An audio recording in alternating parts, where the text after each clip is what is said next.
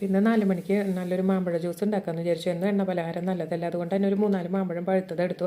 അതിലേക്ക് വളരെ കുറച്ച് പഞ്ചസാര ഇട്ടു, കുറച്ച് ഐസ് ക്യൂബ്സ് എടുത്തു കേട്ടോ. മിക്സിയിൽ നന്നായിട്ടൊന്ന് അടിച്ച് പേസ്റ്റാക്കി എടുക്കുക. നിങ്ങൾക്ക് വേണമെങ്കിൽ കയ്യിലുണ്ടെങ്കിൽ 2 കുങ്കുമപ്പൂവ് ഇട്ട് കൊടുക്കുക. ഞാൻ ഇട്ട് കൊടുത്തിട്ടുണ്ട്, അത് ഓപ്ഷനിലാണ്, നിർബന്ധമില്ല കേട്ടോ. അതിന് ശേഷം മിക്സിയിലത്തെ മാമ്പഴം അടിച്ചതെല്ലാം അതിലേക്ക് മാറ്റി അതിലേക്ക് നല്ല തണുത്ത പാലൊഴിച്ചൊന്ന് മിക്സ് ചെയ്തെടുക്കാം. കുട്ടികൾക്ക് തണുപ്പ് ഒഴിവാക്കണമെങ്കിൽ തണുപ്പ് മാറിയതിന് ശേഷം കൊടുത്താൽ മതി കേട്ടോ. എന്നിട്ട് നന്നായിട്ടൊന്ന് മിക്സ് ചെയ്തെടുക്കുക. നമ്മൾ അടിച്ചിട്ടുള്ള ഒട്ടും വെള്ളം ചേർക്കേണ്ട, ഐസ് ക്യൂബ്സ് മാത്രം മതി. ഐസ് ക്യൂബ് ഇടുന്നത് എന്തുകൊണ്ടാണെന്ന് വെച്ചാൽ മാങ്ങ നന്നായിട്ട് അടിഞ്ഞും കിട്ടും, അതുപോലെ തന്നെ ചെറിയൊരു തണുപ്പും കിട്ടും. നന്നായിട്ടൊന്ന് ഇളക്കി കൊടുക്കാം. നിങ്ങളുടെ കയ്യിൽ ബദാമോ പിസ്ത എന്തെങ്കിലും ഉണ്ടെങ്കിൽ അതും കൂടി ഇട്ട് കൊടുത്താൽ കടിക്കാൻ കുട്ടികൾക്കൊക്കെ വളരെ ഇഷ്ടമാവും.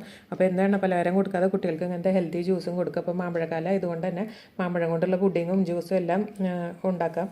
അപ്പോൾ എല്ലാവരും ഒന്ന് തീർച്ചയായിട്ടും ട്രൈ ചെയ്ത് നോക്കുക. അപ്പോൾ നമ്മുടെ രുചികരമായിട്ടുള്ള മാമ്പഴ ജ്യൂസ് വളരെ പെട്ടെന്ന് തന്നെ തയ്യാറാക്കി എടുക്കുക.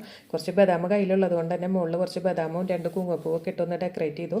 കഴിക്കുന്ന സമയത്തൊന്ന് മിക്സ് ചെയ്ത് നന്നായിട്ട് കുട്ടികൾക്ക് കൊടുക്കുക, ഹെൽത്തിയാണ്. അപ്പോൾ എല്ലാവരും ഒന്ന് ട്രൈ ചെയ്ത് നോക്കുക. സബ്സ്ക്രൈബ് ചെയ്യാത്തവരൊക്കെ ഉണ്ടെങ്കിൽ ഒന്ന് സബ്സ്ക്രൈബ് ചെയ്യട്ടെ. Thank you.